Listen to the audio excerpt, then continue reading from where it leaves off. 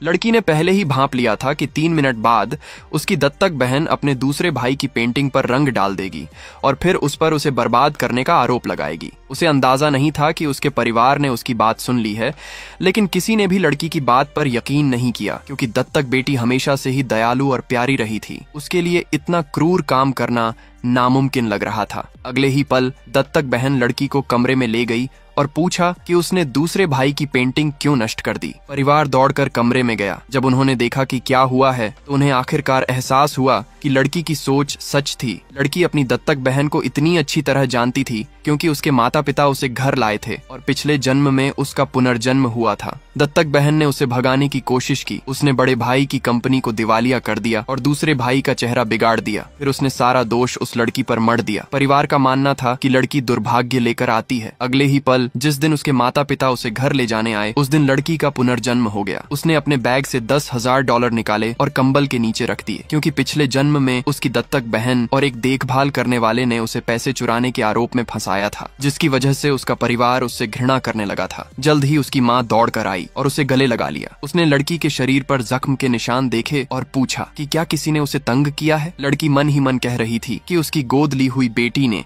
अनाथालय में कई लोगों को रिश्वत दी है। उसकी माँ यह जानकर हैरान रह गई कि वह सचमुच लड़की के मन की बात सुन सकती है। जल्द ही एक केयरटेकर उसे पैसे चुराने के इल्जाम में फंसाने ही वाला था। तभी एक केयरटेकर आया और बोला कि लड़की ने उसके पैसे चुराए हैं। माँ को एहसास हुआ कि लड़की की बात सच थी, लेकिन इस बार केयरटेकर को उसके बैग में कोई पैसा नहीं मिला। अनाथालय में बच्ची ने कितनी तकलीफें सही, ये सोचकर उसकी माँ ने अंगरक्षक से कहा कि वह देखभाल करने वाले को सजा दे। जल्द ही बच्ची अपनी माँ के पीछे पीछे घर चली गई। दरवाजे पर पहुंचते ही माता पिता ने उसके मन की बात फिर से सुनी। उसने बताया कि दत्तक बहन खुद को कमरे में बंद कर लेती थी और उसकी वापसी का विरोध करने के लिए भूख हड़ताल का नाटक करती थी। माता पिता को शक था कि क्या यह सच है। तभी सबसे बड़े भाई ने खबर दी कि दत्तक बहन भूख हड़ताल पर है। उस समय बाकी 2 भाई उसे खाना खाने के लिए मनाने की कोशिश कर रहे थे। वे झिझकते हुए फिर से लड़की के मन की बात सुनने लगे। कह रही थी कि दत्तक बहन सिर्फ दिखावा कर रही है और आगे चलकर उसकी वजह से पूरा परिवार दिवालिया हो जाएगा। लड़की की बात की पुष्टि करने के लिए तीनों भाइयों ने दरवाजा लात मारकर खोला। उन्होंने पाया कि दत्तक बहन भूख से मरने का नाटक कर रही थी। माता पिता ने गुस्से में उसे डांटा। लड़की के नीचे जाने के बाद परिवार ने यह दिखावा करने का फैसला किया कि वे उसके विचार नहीं सुन पा रहे हैं, ताकि वे उससे और सीख सकें, और लड़की के विचारों के जरिए उन्होंने मिलकर कई मुश्किलों का सामना किया।